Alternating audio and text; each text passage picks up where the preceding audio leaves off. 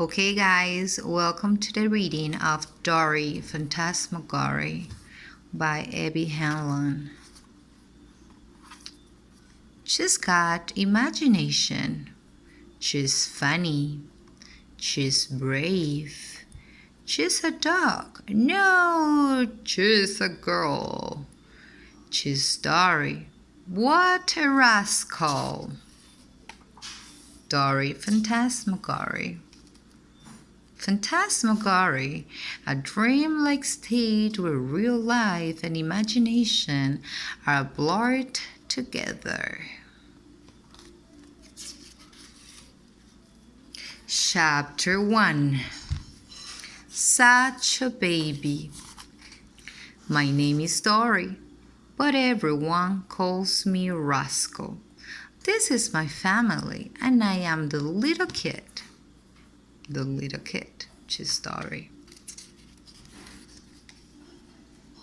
My sister's name is Violet, and my brother's name is Luke.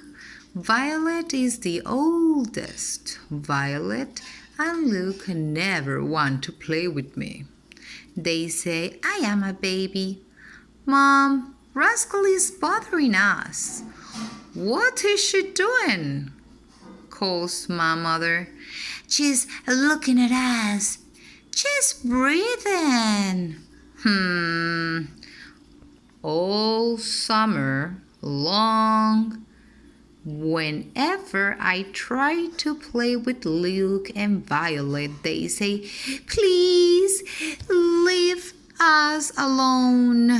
Well, I am not going to leave, but I can't think of what to say, so I ask questions. Any questions I can think of. What does please mean? Why do we have armpits? How do they make plastic?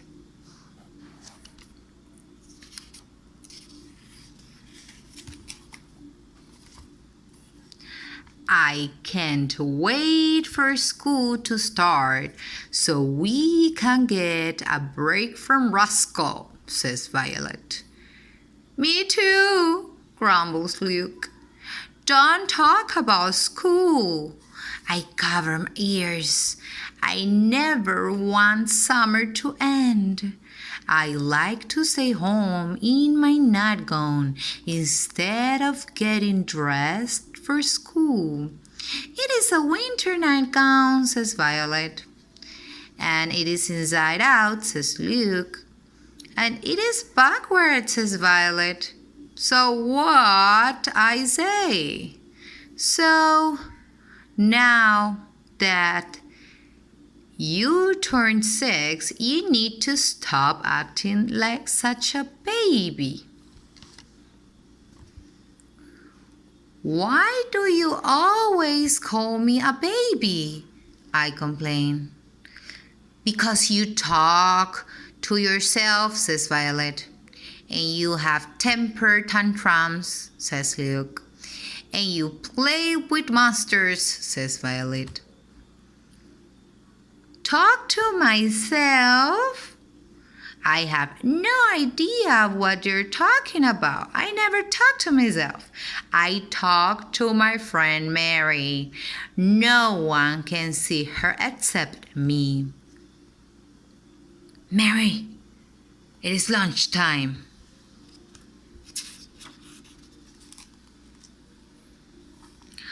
Why do we have armpits? What an interesting question. Mary always wants to play with me. She thinks I am the greatest. At night, Mary sleeps under my bed. What is the opposite of a sandwich? I have always wondered that. Look, she's Mary. During the day, Mary follows me around. She wants to do whatever I'm doing. I usually don't mind, but sometimes I have to tell her no. Sorry, Mary, I am playing with Violet. Oh, look at Mary's face. No, you aren't. Okay, Mary, what do you want to play? I ask.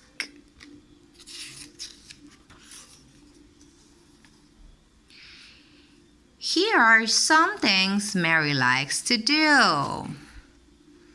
Try and steal Violet's doll, Cherry. Fake asleep. Sneak cookies from the high cabinet.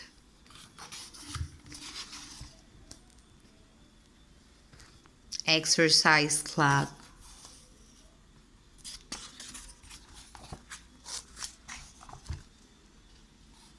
Get dragged around the house in a laundry basket.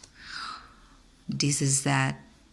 Why are you talking to a laundry basket? Faster, faster.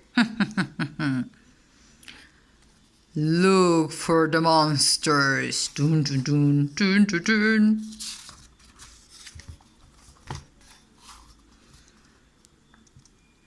The toilet monster, the ketchup monster, the vacuum monster. Mary is my favorite, but my house is actually full of monsters. There is toilet monster who comes into the bathroom if you sit on the toilet for too long. There is the ketchup monster who makes weird noises when you squeeze the ketchup. There is also the laundry monster. The laundry monster. The living room monster. The broken drawer monster. The broken drawer monster. The vacuum monster. The upstairs hallway monster. The living room monster, and more. Upstairs hallway monster. Ho ho ho, I am a monster.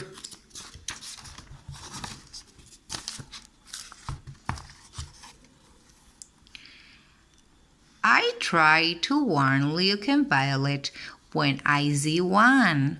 Watch out! It is behind you! Ha! There is a monster in your underwear. Run! The vacuum monster is coming! But Luke and Violet don't appreciate it.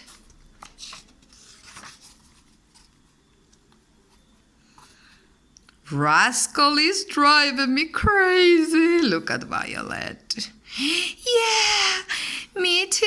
What are we going to do?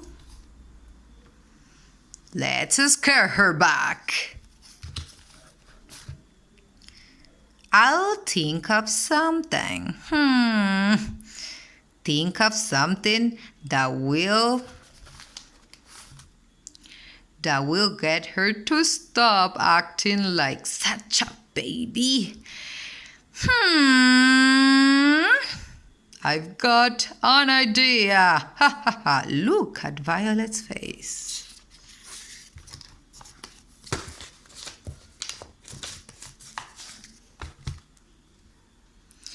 After dinner, Violet and Luke say they have something important to tell me. I follow them upstairs, skipping steps. I am so excited. What can it be? Violet lets me sit on her bed. Maybe she will let me play with Cherry. This is Cherry. Very slowly, Violet asks me, Rascal, have you ever heard of someone named Mrs. Gobble Cracker? I shake my head. No. Well, Mrs. Gobblecracker is a robber and she steals baby girls, says Violet.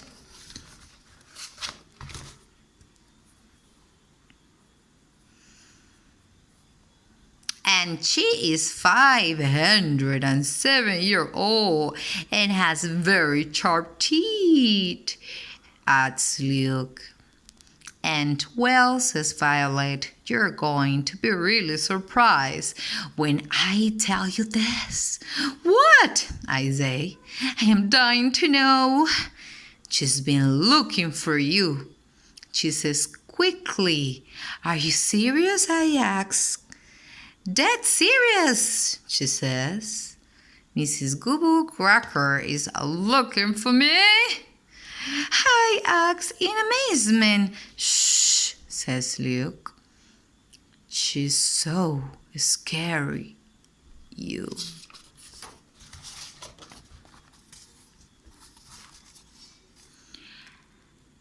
Have to whisper when you say her name like this. Mrs. Gobblecracker. So if I were you, I would stop acting such a baby. So she doesn't come and get you, says Violet. For a moment I am quiet. Look. This is a lot to think about. Luke and Violet stare at me. So if they were waiting for me to cry, how will she get in the house? Does she come in the front door?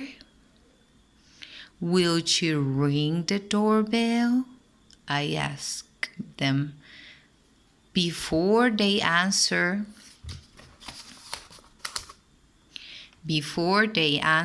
I have some more questions. Is she sneaky? Will I have to battle her?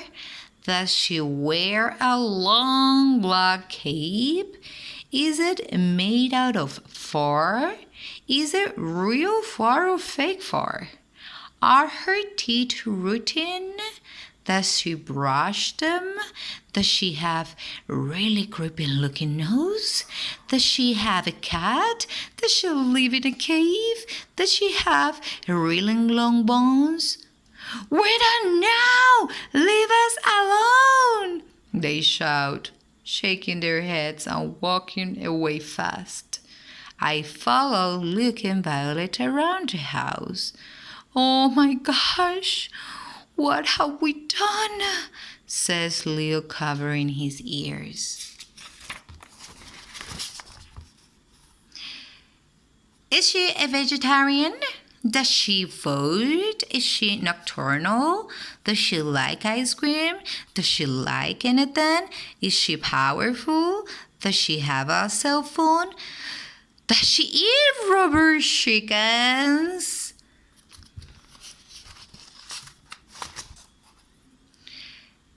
This is the worst idea we had ever had, says Violet, trying to get away from me. Ever, says Luke, ever, ever, ever. I don't even want to know what happens next, says Violet. Look at their faces. They're very, they're desperate to listen to the little girl. And here is where this family lives, you see?